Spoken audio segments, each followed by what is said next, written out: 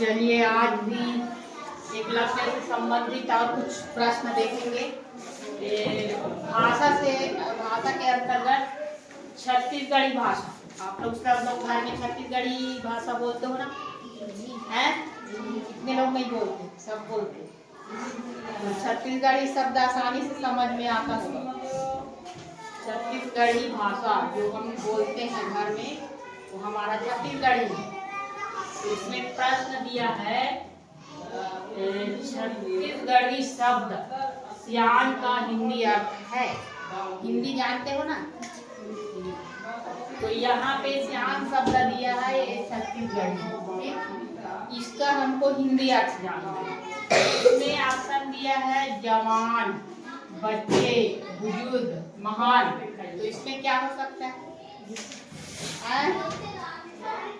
नहीं समझ में आ रहा। जवान माने जो काम करने लायक हैं, 18 साल से 40 साल 50 साल तक के। और बच्चे माने तुम लोग जैसे छोटे बच्चे। और बुजुर्ग माने जो डंडा लेके चलते हैं 60 साल से ऊपर वाले। और महान माने जो अच्छा काम करता है, जैसे महात्मा गांधी का नाम लेके, है ना? तो यहाँ पे कौन हो सकता है? बुजुर्ग माने क्या होगा? सियान। बुजुर्ग माने बड़ा आदमी जो सब चीज को सीख पढ़ के बड़ा हो गया है, उसको बूढ़ा हो गया है ना? बुजुर्ग माने बूढ़ा। सियान माने भी बूढ़ा, घर में बड़े बड़े जो बड़े बूढ़ा के रहते हैं, जैसे तुम्हारे दादा जी, उसको कहते हो ना सियान। सियान माने बात नहीं मानोगे नहीं हो, ऐसे कहते रहते हैं, सुनने हो ना? जो सबसे ज्यादा उम्र रहते हैं, बुजुर्ग रहते हैं, उनको सियान कहते हैं। ठीक, समझ में आया? किसी को डाउट नहीं है ना? पूछ लेना जहाँ समझ में नहीं आए। ठीक, तो हम लोग छत्तीसगढ़ी में सियान शब्द बोलते हैं, उसको हिंदी में क्या बोलते हैं? बुजुर्ग। दूसरा प्रश्न है छत्तीसगढ़ी शब्द में भिंडी को क्या कहते हैं? भिंडी जानते हो ना? किसको कहते हैं? इसका जान गए आसानी से, रमकेलिया। इसको ज्यादा रमकेलिया बोलते हो घर में, इसलिए जान गए। अगला प्रश्न है छत्तीसगढ़ी कहावत तीन तिखार महाविचार का हिंदी अर्थ। यहाँ पे दिया है तीन तिखार महाविचार। इसका हमको हिंदी अर्थ जानना है। इसमें ऑप्शन दिया है अनावश्यक बातें करना, अंतिम निर्णय लेना, कार मानना, स्वयं पर भरोसा करना। क्या होगा इसका? क्या होगा ये? इसमें लग रहा है अनावश्यक माने फोकट का बात करना, अंतिम निर्णय लेना मतलब आखिरी बार फैसला, और कार मानना। समझ में नहीं आ रहा है? और स्वयं पर भरोसा करना। कुछ खेलते रहा तो तुम लोग तीन तिखार महाविचार कहते हो कि हैं? कहते हो ना? किस लिए कहते हो? तीन तिखार महाविचार विराट। चल अभी तीन तिखार महाविचार, एक बार में नहीं बना, दूसरे बार करते हो, तीसरे बार में अभी तीन तिखार महाविचार। इसका मतलब क्या है? क्या सोच के करते हो आप लोग? खुद पे भरोसा, जैसे गुच्ची खेलते रहते हो ना, वैसे करते हो ना? चल अभी नहीं पढ़ी, कोई बात नहीं, दूसरा बार अभी नहीं पढ़ी कोई। चल अभी तीन तिखार महाविचार ऐसे करते हो? मैं सुनी हूँ ऐसे करते रहते, तीन तिखार महाविचार करते हो ना? तो इसका मतलब स्वयं पर भरोसा करते हो।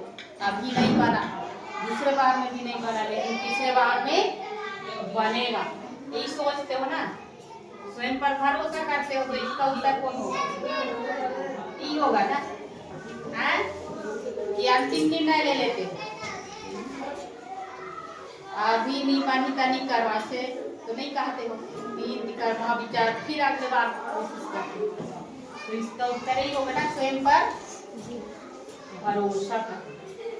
अगला प्रश्न अनाथ का हिंदी अर्थ होगा। अनाथ। अनाथ बड़े क्या समझे आप लोग? अरे अनाथ। अनाथ का हिंदी अर्थ क्या होगा?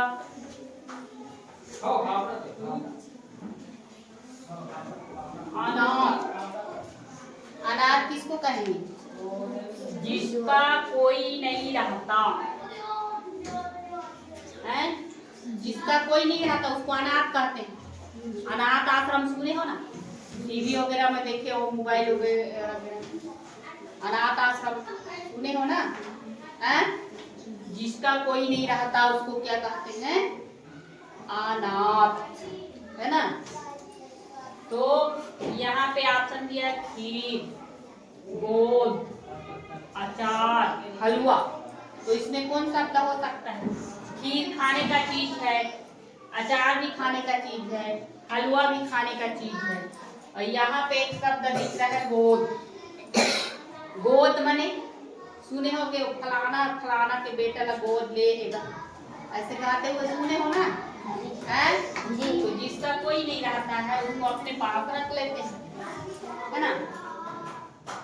तो वही क्या होगा, वो अनाथ के अंतर्गत आएगा ये गोद लेना, ठीक है।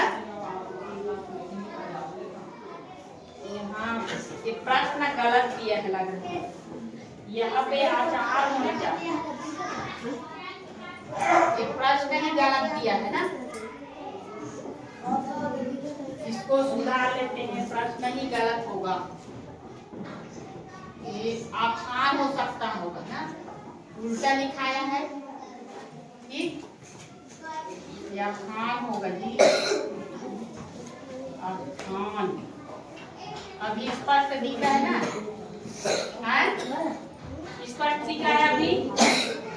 आसान, आसान। अब खाने का सामान बहुत ज्यादा है, खीर, अचार, हलवा। अब 3 चीज हो गया खाने का, ये केवल चिपकाने का है। तो कौन होगा इसका? अब अखान के हिसाब से देखेंगे तो आप लोग किसको अखान कहते हो घर में? अभी स्पष्ट हुआ। तो इसका कौन होगा? अचार। ये तो प्रश्न गलत दिया था ना। प्रश्न 5वां, पेट में आगी बारना। पेट में आगी बारने का मतलब क्या समझते हो? पेट में आगी बारना, पेट में आग जल जाता है क्या? तो इसका ऑप्शन दिया है बहुत जलन होना, बहुत भूख लगना, पेट में बहुत दर्द होना, पेट में कपट भाव रखना।